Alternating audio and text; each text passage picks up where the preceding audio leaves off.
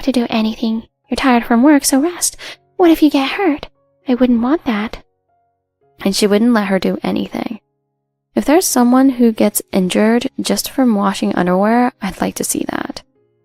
However, if she decides to get married, it becomes not just our problem, but also an issue for both families. How do they explain it to his parents?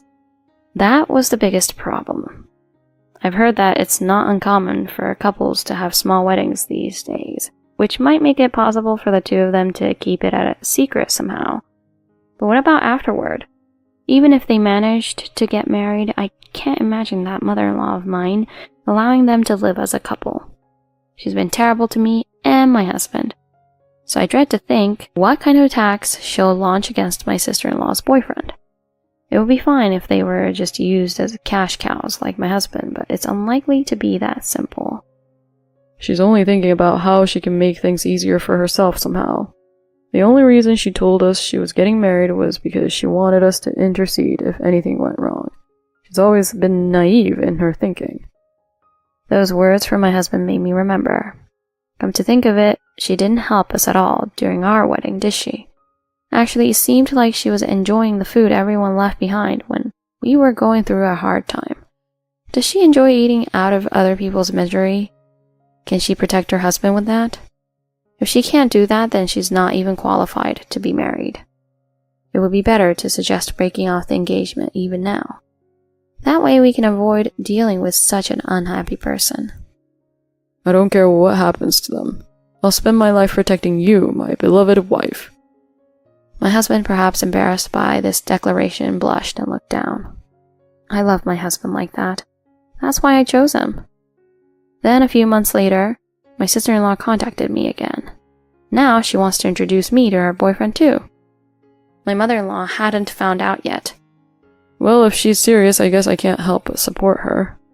When my husband said that, I decided to think positively about my sister-in-law's marriage. But here's the problem. My sister-in-law's boyfriend turned out to be quite a character. He looks like he's into sports and he's definitely the macho, cool type. But my husband is cooler. I listened to how they met, and at first, we were all chatting amiably. Because she never lets me meet her family at all, I started to think, am I just being deceived and played? Just when my sister-in-law's boyfriend started talking about it, an unsettling atmosphere began to develop. That's not true. Actually, my mom's a bit intense. My sister-in-law hurriedly began making excuses, but I was surprised by her generosity in not mentioning anything about my mother-in-law. Did she really think they could just get through the wedding in silence? Then as the conversation progressed, in order to demonstrate the severity of my mother-in-law, I took over and explained my husband's upbringing and the incidents at the wedding, since he's not good at expressing himself. About halfway through, my sister-in-law's boyfriend's face started to pale. 10 minutes later, I explained the severity of my mother-in-law to my sister-in-law's boyfriend, but he muttered, "The worst." I said, "She's really the worst, isn't she, that mother-in-law?" And agreed. But my sister-in-law's boyfriend said, "That's not it. The one who's terrible is you. How dare you lie like that? You're exaggerating too much." Upon hearing that, I was speechless. Even my husband had his mouth open, looking dumbfounded. "So you're against us getting married, huh? That's why you're talking such nonsense, right? There's no way someone like that exists." Both my husband and I were momentarily stunned by this man's statements. Meanwhile, my sister-in-law's boyfriend was getting more and more heated. "I feel sorry for your mother. Don't you have any sense of awareness about being a wife? Isn't it embarrassing to bully the mother-in-law instead of the daughter-in-law?" Bullying my mother-in-law? What is this guy talking about? I don't get why the word awareness is popping up here. I'm totally lost. It's like I'm having a conversation with an alien or something. Isn't it the bride's role to support her mother-in-law? She's just a little mean because her cute daughter was taken away. She's cute, my girlfriend. You have to be gentle in those situations. So does that mean I have to give in even if I'm not at fault? I cut ties because I wasn't on that level, but why can't you understand that? I think it's because you're like that is why we can't get married. Please be kinder to your mom. I'll even help you reconcile. My sister's boyfriend started making no sense to me, and our relationship has completely soured.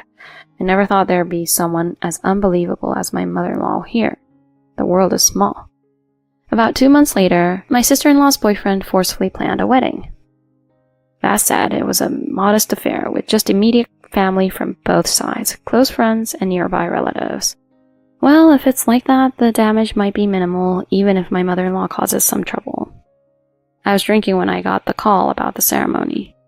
My husband repeatedly asked my sister if everything was okay, but it seems he didn't get a satisfactory answer, just a hesitant, probably. When we went to the venue, memories of our own wedding came flooding back, and on our table there was also a tag with my mother-in-law's name on it. "Oh, so in the end, your mother found out, huh? Well, I guess that's how it goes," I muttered, and my husband said, My sister's boyfriend insisted that there was a wedding, and she couldn't possibly not invite my mom. I knew there was no way it would end smoothly. I nodded broadly. Yesterday, it seems my sister's boyfriend couldn't stay silent any longer and talked to that woman yesterday. He really has a knack for adding fuel to the fire.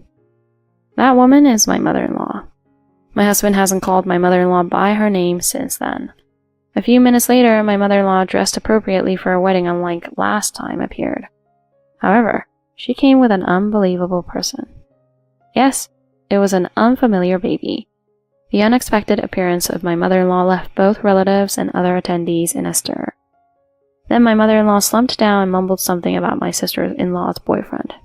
It was eerie, especially with her holding the baby. She seemed poised to cause trouble without a doubt. Amidst the commotion in the venue, at that moment the announcer's voice cut through. It's time for the entrance of the newlyweds. Please welcome them with applause. With that announcement, cheerful music began to play.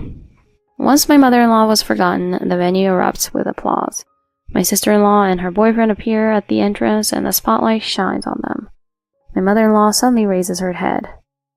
"This child is ours, yours and mine. So leave my daughter, and then you should give me child support too," she yelled and confronted my sister-in-law's boyfriend. I chased after my mother-in-law. My sister-in-law's boyfriend exclaimed. I quickly caught up, and after picking up the baby, I restrained my mother-in-law in a headlock. However, she continued to struggle, so I accidentally ended up flinging her away. It's been a while, so I may have overdone it a bit. By the time I regretted it, my mother-in-law had collided with the food table and then crashed into the wall.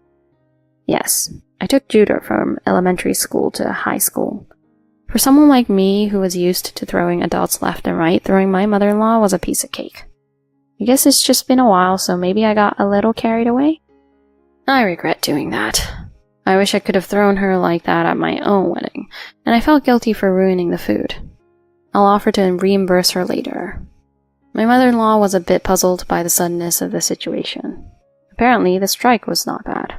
Good. As my mother-in-law was about to unsteadily rise to her feet, I promptly tripped her up. "Mom, are you trying to ruin the ceremony?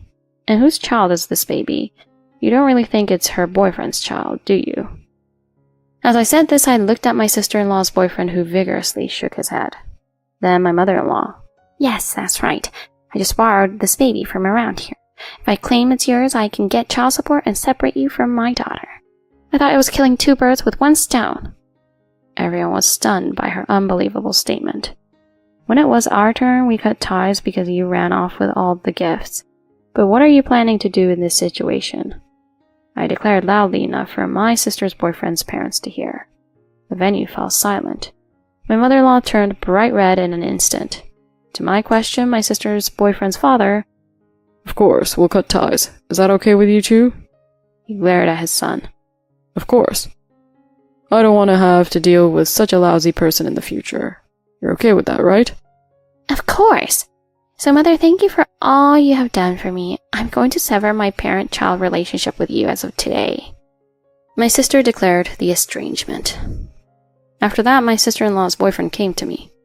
It was exactly as you said. He apologized for his previous remarks. I'm truly sorry. He lowered his head deeply in apology. Absolutely. Got it? From now on, you'll be the one protecting my sister-in-law from my mother-in-law. Remember, if you can't do that, you'll end up like my mother-in-law. I'll keep that in mind, sis. No, I mean, big sister? It seems my sister-in-law's boyfriend, or rather, my sister-in-law's husband, was impressed by my splendid throwing technique and started calling me Big Sister. Well, I don't mind being called that, so from now on, I'll take care of them as a big sister. I gave my sister-in-law a thorough scolding for secretly getting married without informing my mother-in-law. She cried and reflected, so hopefully such things won't happen again in the future. Now I decided to apologize to the chef for messing up the cooking. With a wry smile, the chef forgave me, saying the real problem was with the mother-in-law. Then we enjoyed the dishes and the cake cutting ceremony took place without any issues. Of course, my mother-in-law wasn't present at the event, because she was taken away by the police on suspicion of kidnapping. It seems one of the relatives had quietly reported it. Good job, unknown relative. Somehow the ceremony ended without any major problems. After the wedding, now it was my husband's turn to apologize to me. Sorry I couldn't do anything. You're so important to me all the time. I always say I'll protect you no matter what happens. I'm a failure as a husband. He feels down. No, that's not true. I'm always being helped by you. Please, stay by my side from now on, my wonderful husband. I embraced my husband. We spent a passionate night that day.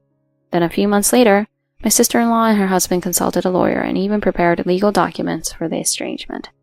Although my mother-in-law was supposed to be sentenced to at least 3 years in prison for kidnapping, it seems that the baby's parents offered a settlement considering the baby was unharmed. After being released from detention, my mother-in-law signed the documents for estrangement and ended up losing her entire family. It's her own fault. As for my sister-in-law and her husband, they seem to be living happily now that they've cut ties with my mother-in-law. It seems my scolding from that day had an impact, as they come to visit me once a month now and consult me about various things. While I'm happy to be relied upon, I wish they'd decide on furniture placement by themselves. And as for my mother-in-law, well, she's been living alone and lonely on a pension since then. It seems she only has stray cats as friends now. 3 years later, my husband and I, along with my sister-in-law and her husband, were blessed with children. This is also thanks to cutting ties with that person. I laughed with my sister-in-law and her husband. I hope this happy life continues forever. With that thought in mind, I stroked the white cat sleeping contentedly on the veranda.